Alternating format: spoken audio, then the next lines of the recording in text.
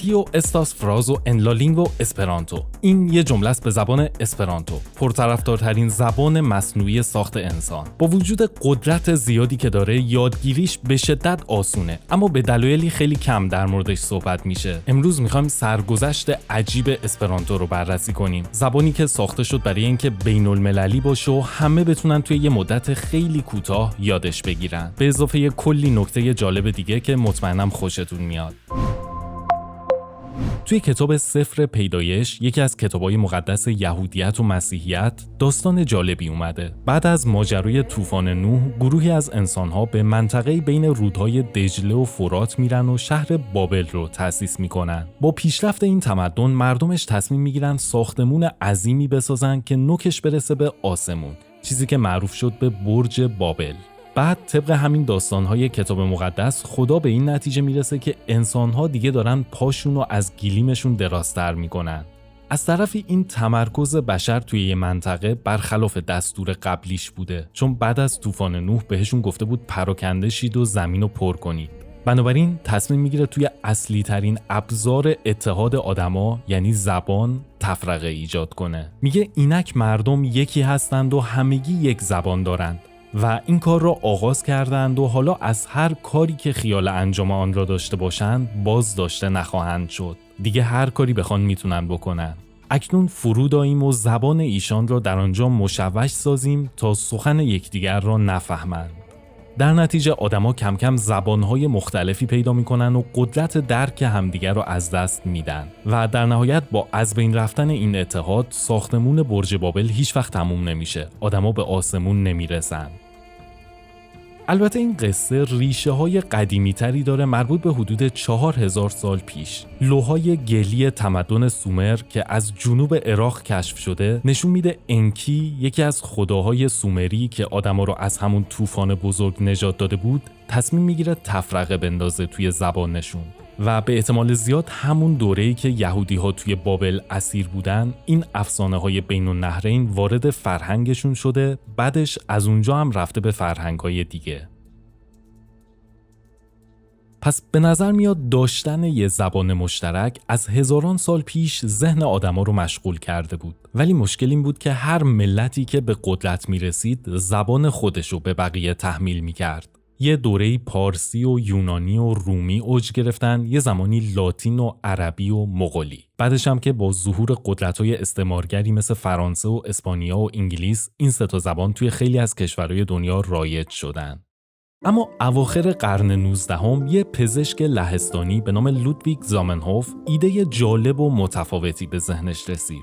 علاقه شدید زامنهوف به بحث زبان باعث شده بود روسی، آلمانی، انگلیسی، اسپانیایی، لاتین، عبری و چند تا زبان دیگر رو یاد بگیره. اون زمان بخش بزرگی از لهستان تحت اشغال روسیه تزاری بود. مردم برای پس گرفتن استقلالشون قیام کردن و از جامعه یهودی‌های کشورشون که صدها هزار نفر جمعیت داشتن خواستن که به این قیام ملحق بشن. ولی خب اونا تصمیم گرفتن توی این جنگ بی‌طرف بمونن. برای همین وقتی این قیام با خشونت زیادی توسط روس‌ها سرکوب شد، مردم ناامید لهستان یهودی‌ها رو متهم کردن به خیانت به کشور. نتیجه شد یه موج شدیدی از یهود ستیزی که حتی تا جنگ جهانی دوم هم کم و بیش ادامه داشت.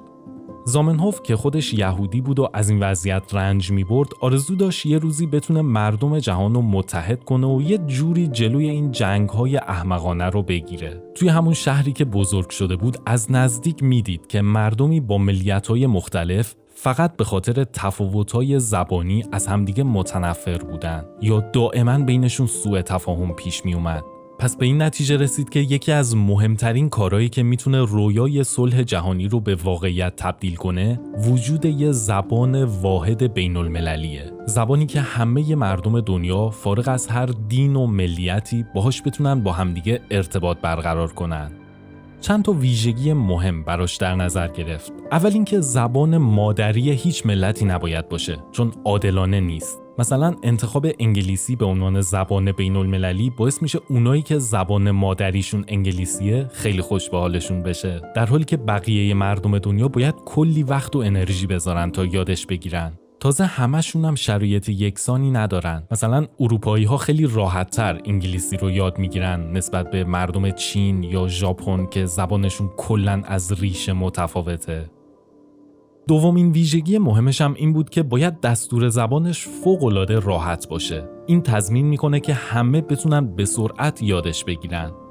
با در نظر گرفتن این اصول، زامنهوف سال 1878 وقتی فقط 19 سالش بود، یه زبان کاملا جدید ابداع کرد به نام لینگو اونیورسالا یا زبان جهانی. بیشتر کلمه‌هاش ریشه‌شون از لاتین و یونانی گرفته شده بود با یه دستور زبان ساده و خلاصه. ولی خب اون موقع کسی این اختراع عجیب رو از یه پسر جوون جدی نگرفت.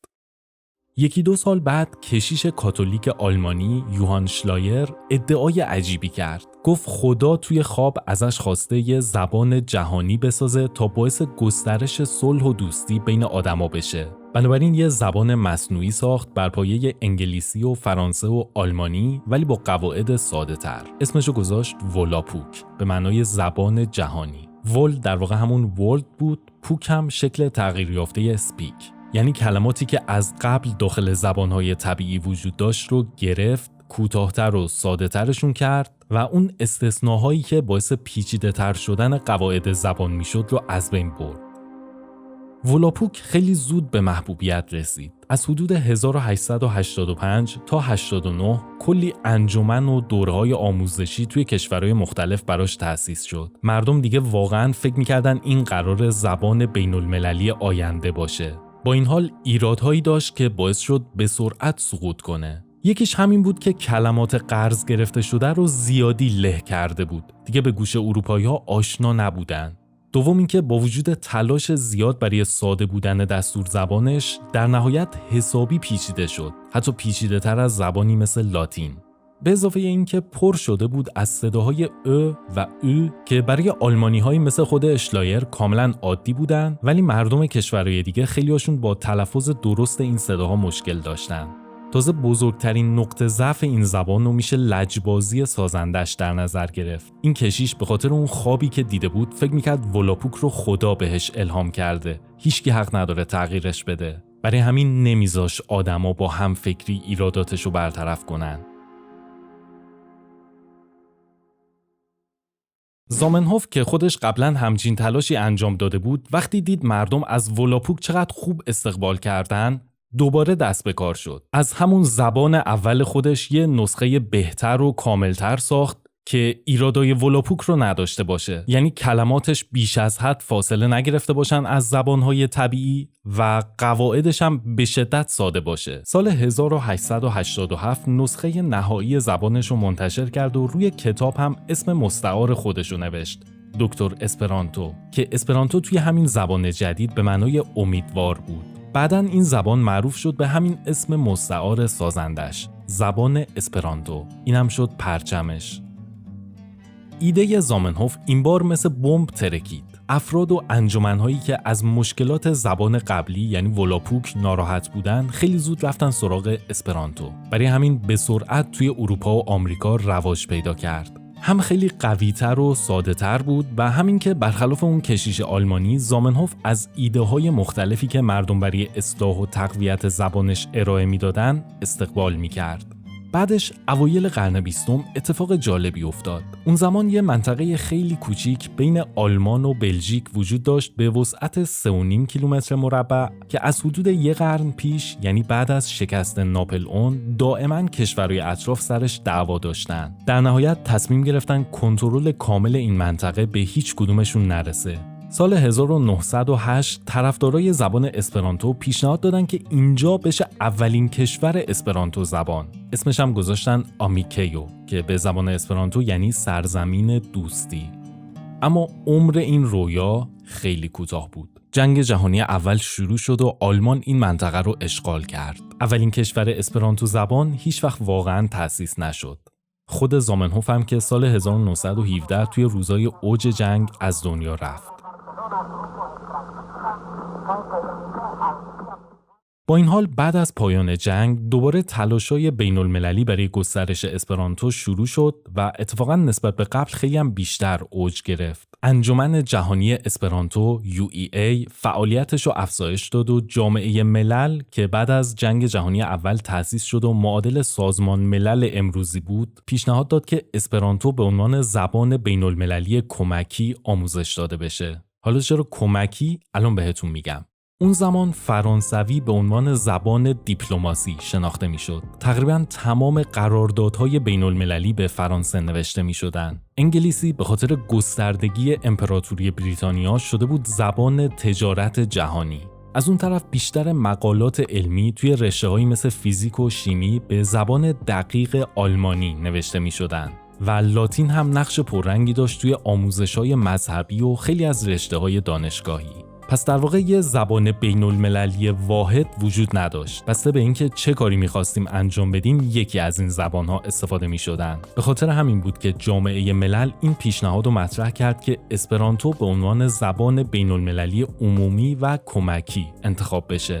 تقریباً تمام کشورها با این ایده موافق بودند، ولی فرانسه شدیداً مخالفت کرد، چون میترسید با گسترش اسپرانتو جایگاه جهانی زبان فرانسوی رو از دست بده. بنابراین این طرح هیچ وقت تصویب نشد. هرچند همین کشیده شدن بحث به جامعه ملل باعث شهرت این زبان مصنوعی شد. همچنان خیلی‌ها امیدوار بودند که این بتونه اولین زبان بین‌المللی فراگیر باشه. توی دهه 1920 مدارس بعضی کشورها مثل چکسلواکی و بلغارستان و برزیل و چین یا دانشگاه‌هایی مثل سوربن و کمبریج شروع کردن به آموزش اسپرانتو به عنوان یه درس اختیاری. حالا دیگه ده‌ها هزار جلد کتاب وجود داشت که به این زبان نوشته شده بود. کنگره جهانی اسپرانتو هم هر سال توی یک کشور برگزار میشد و خیلی از سازمان‌های کارگری و سوسیالیستی ازش حمایت می‌کردند. شعار معروفی به همین زبان رواج پیدا کرده بود که میگفت پر اسپرانتو آل پاتسو، یعنی با اسپرانتو به سوی صلح. متاسفانه این رویای قشنگ صلح بازم شکست خورد. احتمالاً خودتون دلیلش رو حدس زدید. درسته، جنگ جهانی دوم. اوایل قرن 20 آلمان تبدیل شده بود به یکی از مراکز اصلی جنبش اسپرانتو. اما بعد از قدرت گرفتن نازی‌ها شرایط تغییر کرد. اصلی ترین دلیلش هم یهودی بودن سازنده این زبان بود، یعنی زامنهوف. هیتلر توی کتاب خودش نبرد من به اسپرانتو اشاره میکنه و میگه یهودی‌ها میخوان با این زبان مصنوعی سلطه جهانی خودشون رو محکم کنن. کلاً توی نگاه نژاد پرستانه نازی‌ها هر چیزی مربوط به یهودی‌ها مشکوک در نظر گرفته میشد. ایدئولوژی اسپرانتو بر پایه برابری ملت‌ها و رسیدن به صلح جهانی بود، در حالی که نازیسم تاکید داشت روی برتری نژاد آریایی و ملی‌گرایی شدید.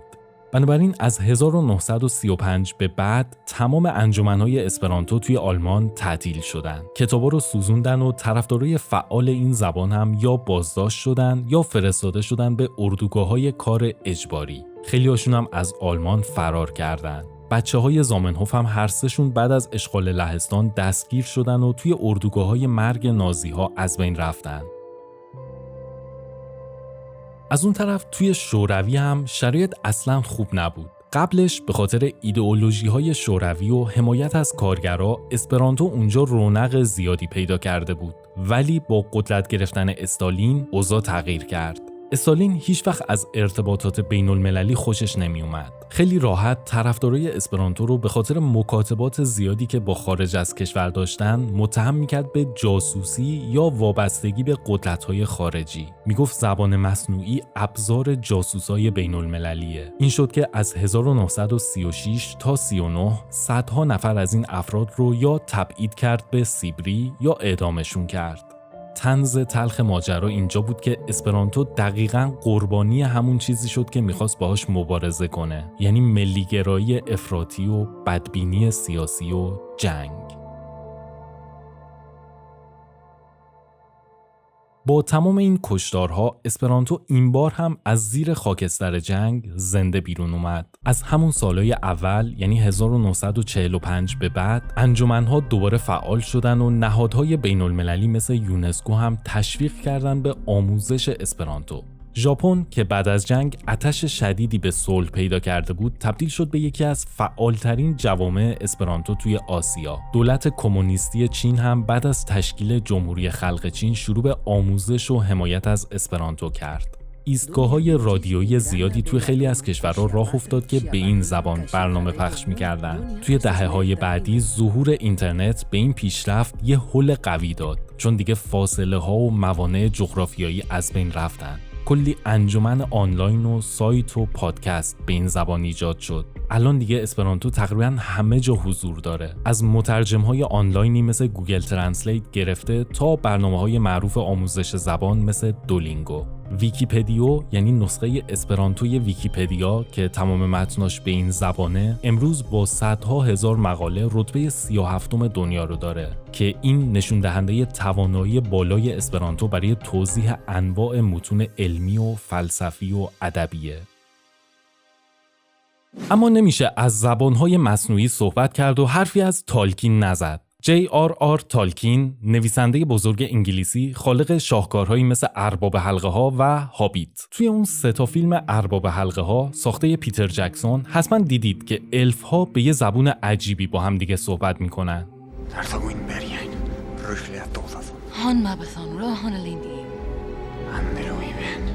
جالبه بدونید که این یه زبان کامله که حروف و واژگان و دستور زبان دقیق خودشو داره، چون تالکین در واقع یه زبانشناس حرفه‌ای بود که در طول عمرش چندین زبان مختلف ساخت. اصلا بزرگترین سرگرمی زندگیش همین بود.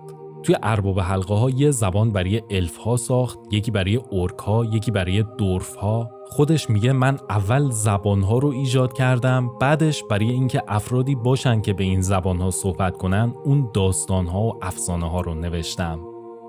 زبان الف ها که بهش میگن کوئنیا اونقدر کامل و منسجمه که کتاب ها و دوره های آموزشی مختلفی براش هست. یعنی شما میتونی یادش بگیری و با این زبان صحبت کنی. تالکین واقعاً یه نابغه تکرار نشدنی بود با یه ذهن عجیب و غریب. با این حال به بقیه توصیه میکرد که از اسپرانتو حمایت کنن.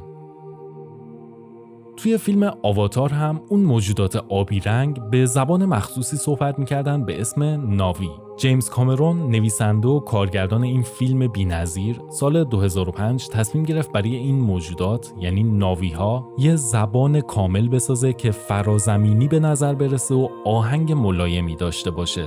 بنابراین به یه استاد زبانشناس به نام پاول فرومر سفارش داد که این کارو براش انجام بده.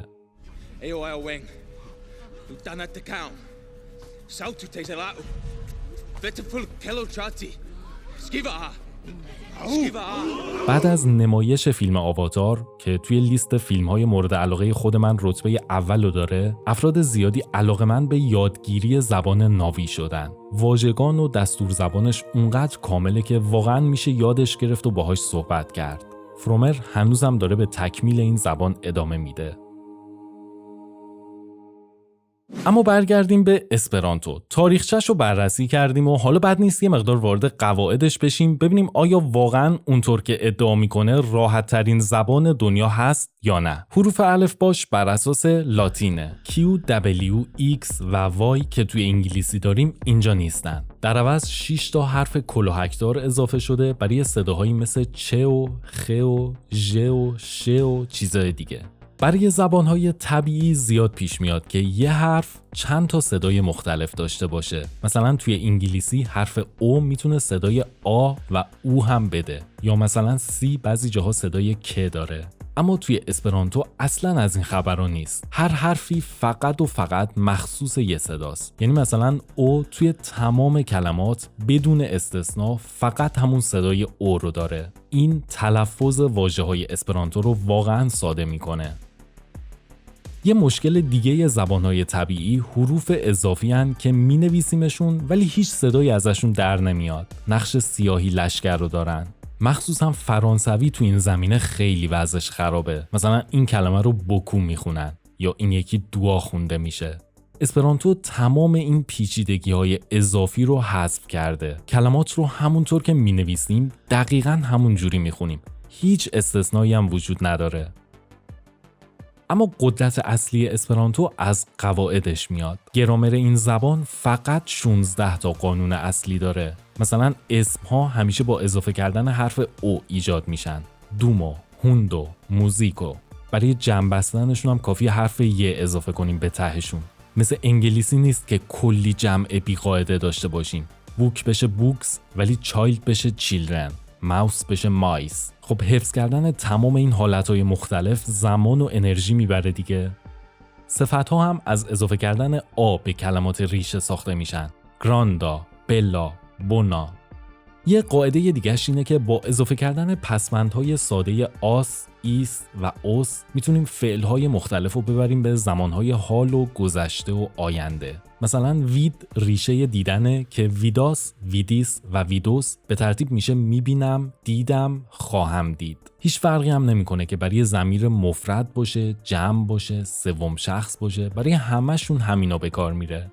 حتی برای لهجه اسپرانتو هم فکر شده. تأکید یا استرس همیشه بدون استثنا باید روی هجای یکی مونده به آخر باشه. فامیلیا، پروبلمو، امیکو. مقایسه کنید با انگلیسی که توی جاهای مختلف دنیا این تأکید رو روی هجاهای متفاوتی میذارن و بنابراین لهجه‌های گوناگونی ساخته میشه.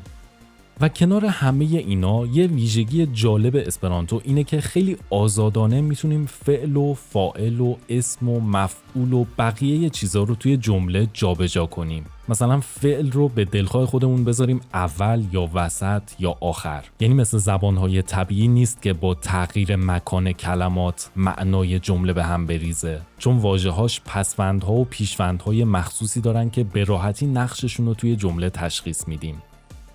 پس همونطور که میبینید چیزی که باعث شده اسپرانتو لقب ساده ترین زبان رو به دست بیاره همینه که قواعدش استثنا ندارن. تعدادشون هم خیلی کمه، یعنی شما فقط کافیه چند ساعت وقت بذارید تا همه قانوناش رو یاد بگیرید.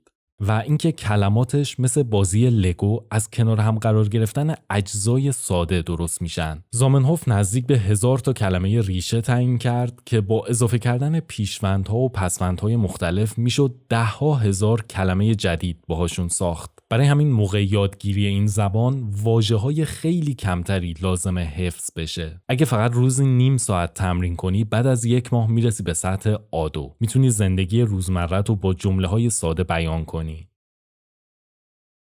خب احتمالاً تا اینجا برای خیلی از شما این سوال پیش اومده که اگه اسپرانتو اینقدر خوبه پس چرا امروز انگلیسی زبان بین المللی ماست؟ چند تا دلیل داره. مهمترینش اینه که خوب بودن یه زبان به تنهایی کافی نیست. باید یه قدرت سیاسی، اقتصادی یا فرهنگی پشت خودش داشته باشه که بقیه رو مجبور کنه به استفاده از این زبان. اسپرانتو هیچ وقت همچین پشتیبانی نداشت. زبان ملی هیچ کشوری نبود. تمام فعالیتاش از همون اول محدود شده بود به گروه‌های داوطلب و انجمن‌ها و کنفرانس‌ها با بودجه‌های خیلی محدود. در حالی که انگلیسی از قرن 19 و 20 به خاطر امپراتوری بریتانیا و بعدش هم آمریکا یه پایه بین‌المللی خیلی قوی برای خودش ساخت. بعضی جاها با زور خودش رو به بقیه تحمیل کرد، بعضی جاهای دیگه هم اون قدرت اقتصادی و فرهنگیش باعث شد خود به خود محبوب بشه. فیلم‌ها، موسیقی‌ها، سبک زندگی آمریکایی بریتانیایی، مقاله‌های علمی موفق،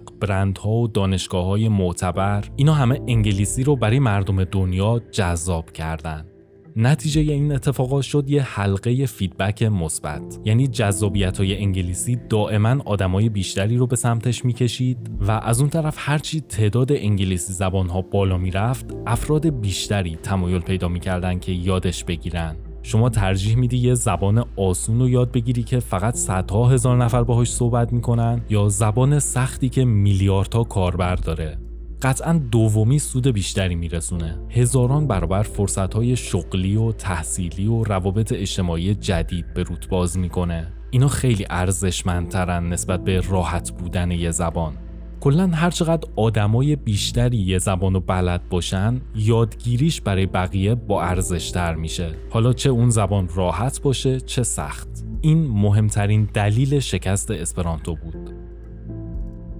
دلیل دوم این بود که اسپرانتو متاسفانه بد موقعی پا به جهان گذاشت. زمانی که ملی‌گرایی به اوج خودش رسیده بود و دولت‌های استعمارگر توی دنیا جولان میدادن. کشورها به راحتی حاضر نبودن حضور یه زبان جدید رو کنار زبان ملی خودشون بپذیرن. واضحه که دولت‌های قدرتمند ترجیح میدن به جای زبان بی‌طرفی مثل اسپرانتو زبان خودشون رواج پیدا کنه، چون این دقیقاً مساویه با افزایش نفوذشون توی کشورهای دیگه.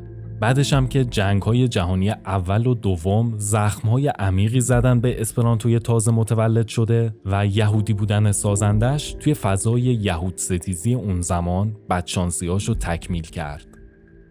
اسپرانتو یه ایرادم توی دل خودش داشت. ریشه این زبان بیشتر بر پایه لاتین بود و اثراتی از روسی، لهستانی، انگلیسی و آلمانی هم توش دیده میشد. الان وقتی به اسپرانتو گوش میدیم یه ترکیب مبهمی از زبانهای اروپایی به نظر میاد. مخصوصا خیلی رنگ و بوی اسپانیایی و ایتالیایی داره. Zamenhof en la deknaŭa jarcento kreis tiun ĉi artefaritan lingvon, kiu estas mia denaska lingvo. پس با اینکه تلاش کرده برای مردم کل دنیا آسون باشه، همچنان برای کشورهای شرق آسیا یه مقدار سخت‌تره نسبت به اروپایی‌ها. یعنی تو این زمینه خیلی نتونسته موفق باشه. حالا در نهایت میرسیم به این سوال که آیا واقعاً امیدی هست که اسپرانتو در آینده تبدیل بشه به زبان اول بین المللی؟ یه مانع بزرگی که سر راه این زبانه همین مصنوعی بودنشه. خیلی‌ها معتقدن نمیتونیم زبانهای طبیعی با تاریخ و ادبیات طولانیشون رو کنار بذاریم و بریم سراغ یه زبان مصنوعی که هیچ پیشینه‌ای برای خودش نداره. چون زبان هر ملتی خیلی فراتره از یه تعدادی واژه و قاعده. هزاران سال هویت و تاریخ و فرهنگ اون ملت رو توی دل خودش ذخیره کرده. اینطور نیست که فقط یه وسیله ارتباطی باشه. یه نقشه ذهنیه که ملت‌ها باهاش فکر میکنن، احساس میکنن، داستان میگن و کلاً با زبانشون زندگی میکنن. ولی به هر حال بزرگترین مشکلی که در مقابل اسپرانتو هست همونه که گفتم. انگلیسی دائما داره به رشد خودش ادامه میده و ارزش یادگیریش برای مردم دنیا هر روز داره بیشتر و بیشتر میشه.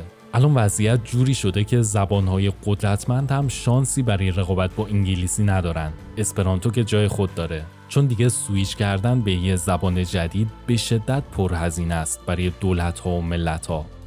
پس هر چقدر هم که خوشبین باشیم به این زودی ها قرار نیست این زبان جای انگلیسی رو بگیره. نمیدونم، شاید منطقی ترین حالت این باشه که همین انگلیسی کم کم ساده تر بشه و استثناهاش حذف بشن. شاید اگه فرانسه قبل از جنگ جهانی دوم با تصویب اسپرانتو به عنوان زبان بین المللی مخالفت نمی کرد، امروز دنیای متفاوتی داشتیم. به هر حال با تمام این حرفا یه مسئله خیلی مهم وجود داره. هوش مصنوعی و تکنولوژی دارن بازی رو عوض میکنن. در مورد اون تراشه‌های مغزی ایلان ماسک قبلا صحبت کردیم. اگه اونا به جایی برسن که بدون نیاز به یادگیری زبان‌های مختلف بتونیم حرف تمام مردم دنیا رو بفهمیم، اون وقت دیگه چه نیازی هست به وجود یه زبان ساده مثل اسپرانتو؟ امیدوارم از دیدن این برنامه لذت برده باشید. این ویدیو با حمایت شرکت فیوتک ساخته شد، سازنده انواع سنسورهای پیشرفته در جنوب کالیفرنیا. امتیاز سنسورهای فیوتک از نظر دوام، دقت و کیفیت به اندازه‌ای بوده که توی تعدادی از پروژه‌های بزرگ و مهم ناسا هم ازشون استفاده شده. دستگاه‌های شما به هر نوع سنسوری که نیاز داشته باشن شرکت فیوتک طراحیش میکنه و چالش‌های سر راهش هم به بهترین شکل حل میکنه. برای خرید یا سفارش سنسور و ارتباط با فیوتک میتونید به سایت یا لینکدین این شرکت مراجعه کنید که آدرسشون زیر همین ویدیو توی دیسکریپشن هست.